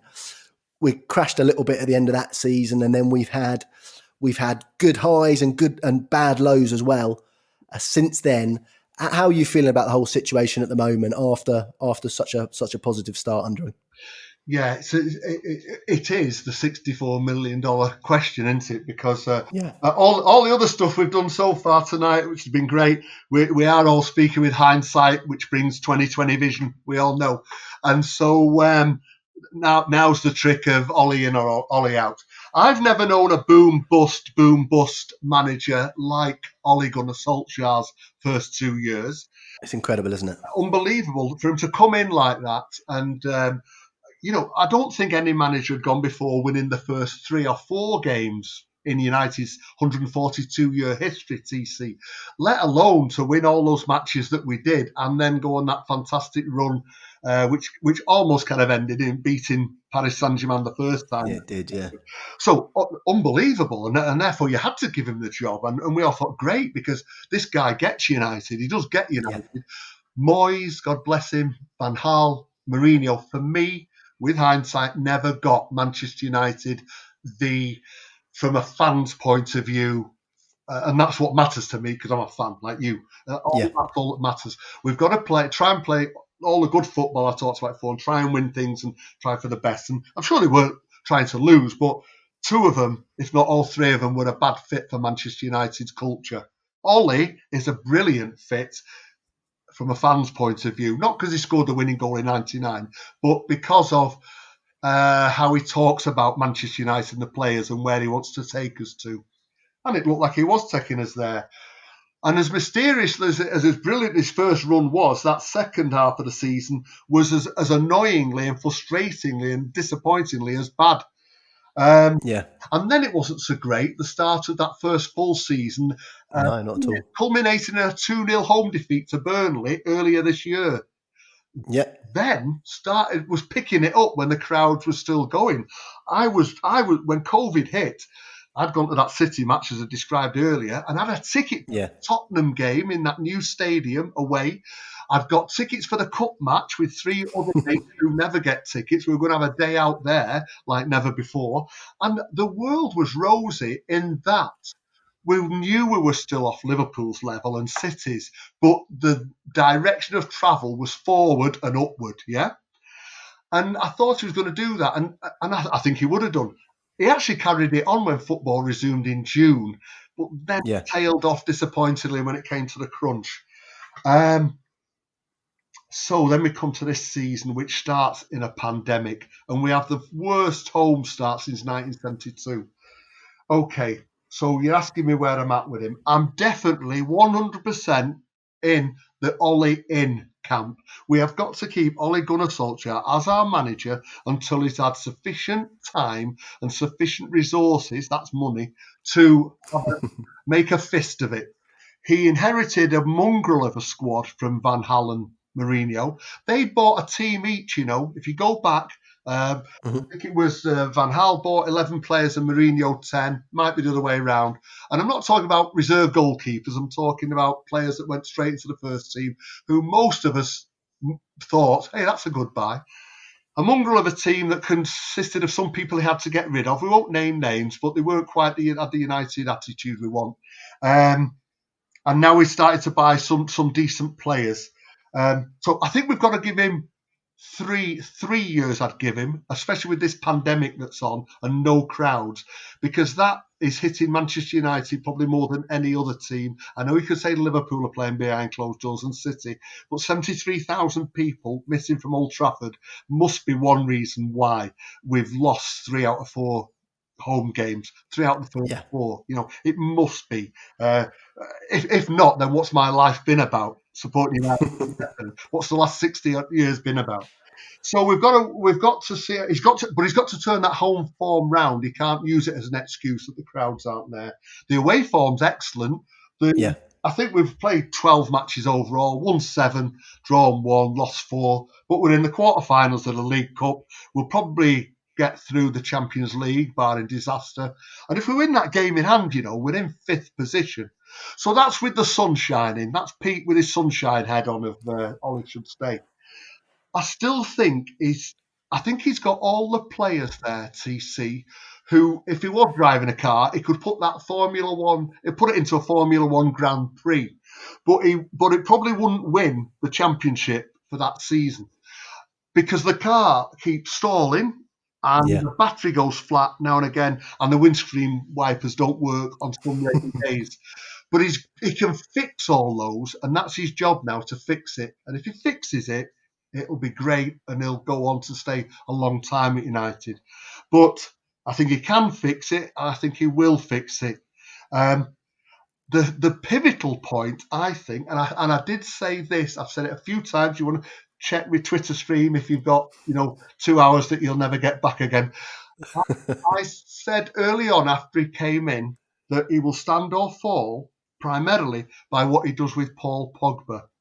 Paul Pogba, I was pleased when United signed him. I thought, great. This is quite fairly controversial now, but I've always said what I feel. Even put a banner up to prove it. That Paul Pogba has been the biggest waste of money of a big buy that I've known in 60 years. I can't think of another big buy. I'm talking in relative prices, a £200,000 signing in the 70s or 4 million in the 80s or whatever, that's not come up to make the mark at Old Trafford. Also, given that we know how good Paul Pogba can be, he's fallen short. He's not the reason why we are where we are now solely, but Ollie has got to either get him playing to the Paul Pogba that can play well, as he does in some games and for France, or he's got to ditch him, in my opinion. You don't win a title or a European Cup without a very good midfield. You need the rest as well. But we've got to have that midfield really on song, buzzing in 90% of 90 in most of the games. So for 85 minutes, if not 90, of 90% of the games. And we're not getting that from Paul Pogba, and we haven't had it. So I don't know if you're a Paul Pogba fan, TC. I'm sure there'll be people out there now that probably switched off a few minutes ago.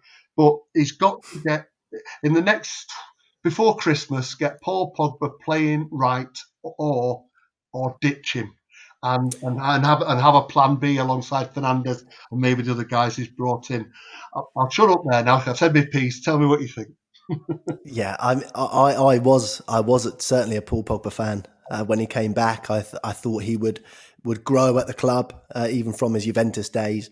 But when you pay a world record fee and you just get such a at the start under Ollie, he was immense, wasn't he? Playing into that sort of advanced position in midfield. Yeah. He was unbelievable, assisting goals, scoring goals, looked like he was really up for it. But for me, it's just, well, Ollie seems to have ditched him, right? He hasn't started him for a number of games now, which is again a big call from Ollie, because we all know that Pogba will start kicking up a fuss in the background. But when you look at Pogba, it didn't work under Mourinho, and it's not working at the moment under Solskjaer either. Then he's got to look in the mirror at himself, hasn't he? You can't be blaming managers if he's the one constant. And I do agree. I wouldn't say he's there, as you mentioned, he's not the root of all our problems, but he could have been a massive solution. And that's what you're meant to be for an 85 million quid world record signing in midfield. He already knew Manchester. He grew up in the club. He already knew the ins and outs of the training ground and whatnot. So there's not really too much of an excuse. And yeah, I actually said at the end of last summer that we should have been getting rid of him. But just because, and I actually said before last season, I said he'll go missing, whether it's missing in person or not, he'll go missing for a large part of the season, whether it's an injury in inverted commas or whatever. And lo and behold, he was missing for almost the entire season last season. Yeah, he was. Over something that seemed quite innocuous, but I'm not a doctor, so if they say he's injured, I'm not one to call people lying. If you think of how well he can play and the averageness that his play has been, And I've no axe to grind with him at all. It would make my life better if Paul Pogba played brilliantly, as it would make your life Oh, me better. too. And 100%. anyone, yeah. So I've no axe to grind, and I always go by what I see, and not by reputations, good or bad. And if you think, you talked about Cantona, how he turned things round. We talked about Roy Keane, how he grasped the game by the scruff of the neck when United are dilly-dallying. You don't see that from a number of players, but you should be seeing it from Pogba now. And Yeah. the stadium, when it's people are allowed in, the platform that he's got, the stage he's got, he should be an ideal fit for Manchester United. And it's been quite a misfit, but Ollie's the man to sort it out. He's the manager. You can't blame anybody else, I believe. And let's see what Ole Gunnar Solskjaer could do. I know he didn't come with a great record. He didn't have much time at Cardiff. He was trying to change the very defensive football that I think it was Malky Mackay had brought in at Cardiff. But he's trying to do that in a relegation season. So it doesn't, I would say it doesn't count, but it's not much to judge him on. And all right, I know people say mould, it's the Norwegian league. It's somewhere probably below the Scottish league. No disrespect to the Norwegian or Scottish listeners. But it doesn't necessarily matter. We've tried two very tried and tested managers in Van Gaal and Mourinho, and look what happened. It ended in not tears, but crass boredom. Matt Busby hadn't managed anybody else when he came in. And there's many managers, and we shouldn't be in such a rush. I know everybody wants things sooner nowadays. It's just the way of the world, and I can't do anything about that. But forgive me now for mentioning once more Klopp and Liverpool. 4 years it took Klopp to win anything. 4 years. It took Busby 7 years to win a league. Fergie 7 years to win a league. Just because everybody wants things faster nowadays doesn't mean we'll get them. Yeah, and I mean, sometimes something is just a match made in heaven, right? And that's why I was all for appointing Ollie as the full-time manager, because it seemed like a match made in heaven, right? There's no right way to manage. There's no template for a manager. Everybody's different, and Ollie's proven. I mean, he came from a small place in Norway. His mates probably laughed at him when he said he was going to be a professional footballer when he was a kid, and he overcame that. He overcame the fact that he came to the biggest club in the world. People said he was a bench warmer and whatever else. He ended up, and people say he's a super sub, but he started a hell of a lot of games for United as well. And he's constantly came back from that disastrous knee injury, didn't he? Yeah. And he's constantly gone against the odds and won. It's just a matter of, with Ollie, we know he doesn't have the CV of Klopp. He doesn't have the CV Fergie did when Fergie came in. And it's just a matter of, he has to keep that positive momentum going, because that's the, if we're talking cars, that's the petrol that drives that car. Oh, yeah. And without it, he is just a sort of, although he's managed for 10 years, he is inexperienced compared to managers in the other top jobs. So that's my worry, isn't it? Because he's been so up and down. That momentum comes and goes and comes and goes. And we mentioned social media, and the players go on social media and they must see what half of the fan base are writing. I personally don't go in or out in these situations. I think life's a bit different to that. It's not just black and white, and you can have an opinion. And whenever I do criticise, and on the podcast, I hold back from spreading sort of negative feelings about United. I mean, I know there's been things going around about Mason Greenwood recently, and because I haven't heard anything that I actually trust, I'm not fueling that fire. Yeah. But like you said earlier, the main point is when we do criticise United, we would much rather be wrong and be proven wrong, and United do well. It's just, with Ollie, it would be the best dream, wouldn't it? The guy who scored that goal that made, as we've discussed tonight on the pod, one of the nights of our lives. Someone who loves the club. It would be the dream. I just hope he's got it in him. Yeah. No, it would. You've summed it up perfectly. I think. And at the moment we all hope and pray, even if we want to go a bit beyond hope, that he can do it. I think he does need the crowd there, but Yes. no one can really use that as an excuse now. But hopefully they'll get back in March. That might be too late for this season in terms of making much of a difference. But I tell you what, I do believe 100%, almost the fact I know. The crowd inside Old Trafford were behind, and I would imagine will still be behind Ollie now. That doesn't mean that their opinion counts for more than somebody who watches games on TV. But those people have they've seen a lot over the years. Not all of them, because some might only be 10 or whatever. But they've seen the good, the bad, and the ugly over the years, and they know the stuff. And they don't give up easily on a manager at Old Trafford. They really, really don't. And they were singing for him. That goal we celebrated against City was almost a celebration. Not that we're there, Ollie's done it, but we're moving in the right direction. And Fernandes was playing superbly. And again, they say a rising tide lifts all boats. And just as Ollie lifted it 12 months earlier, Fernandes seemed to be lifting it. And then, absolutely, fortunately, we had to go into the lockdown and whatnot, which is beyond football, unfortunately. But it needs the crowds back. I think the match-going fans would still be behind him. The away support would still be behind him. I think most of the people on Twitter, or social media, should we say, are behind him. But you don't always want to go on and put yourself out there because of the abuse you'll get. But they're the silent majority rather than the vociferous few. And so that's how I see it. But we can't do a poll on that. It's not a meaningful poll. And, as I said, I think you're right in terms of the crowd. I did say a number of weeks ago when I said about Ollie, I said this season he's a massive disadvantage in terms of, we all know, we discussed it on the pod today, how the press love a story about Manchester United. It goes straight to the top of the stream, doesn't it, these days, or the back page back in the old days. And they've got their teeth in to Ollie. And you're right, the Old Trafford crowd would be a massive boost, not only to the home form, but also to the feeling around Ollie. And without the crowd there, it basically comes down to, we need to just put results on the table, don't we? We've got a relatively easy run of fixtures in inverted commas. I shouldn't say that. But we need to start putting those results on the table to basically ease that pressure and allow him to show us where he wants to go. Definitely. Yeah, he needs that breathing space. If you think that Notts Forest result for Fergie in the Cup bought him breathing space, bought him time.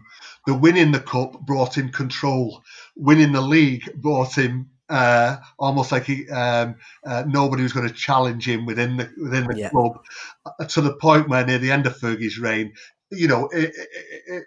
if he was still manager now, never mind Donald Trump or anybody else or Pfizer, you'd say that Fergie would find a cure for COVID or a vaccine. You just have every faith in whatever he did. I never questioned his decisions after having probably been the openly biggest critic. For the last 10 or 15 years, he could have. He put any team out there, and people still used to call some of his selections before he left. But I did. I love the guy, and I still we're football fans, right? We said, why is he playing him? And at the end of the game, you would have gone, oh yeah, all right. In midfield and stuff. I just remembered that guy that scored the winning goal in 1990. It was Lee Martin. Lee Martin, yeah. I guess at my age, I'm allowed one slip up. Yeah, absolutely, Pete. Well, listen, I could talk to you all day, but we should probably wrap it up. You're going to let everybody know about your new podcast on YouTube, Walking Down the Warwick Road, and also your book and where we can find it, Tara Fergie. Yeah, well, the book, for those that haven't read it yet, is available on Amazon. It is called Tara Fergie. There's only the start and end, really, that relate to the banner, so you don't have to be bored for about 300 pages of that.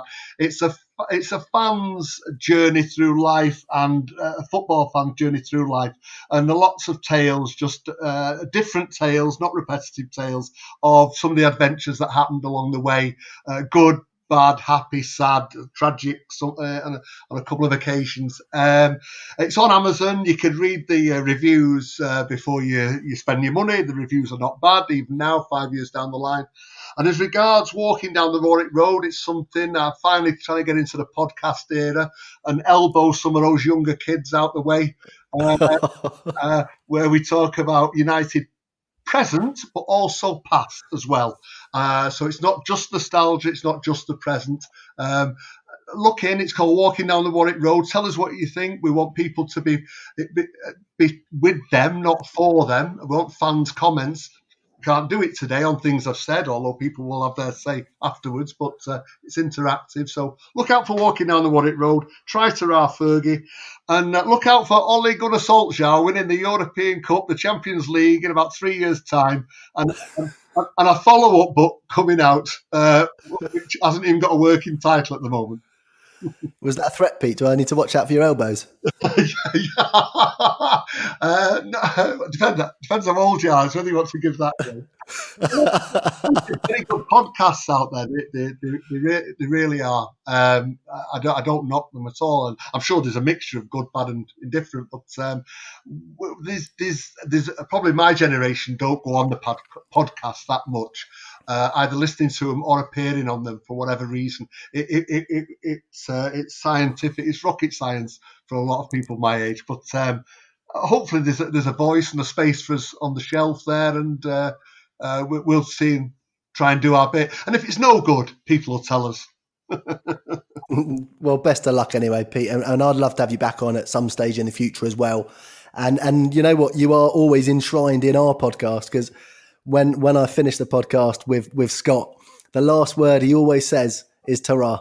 Oh, is it? Oh, right.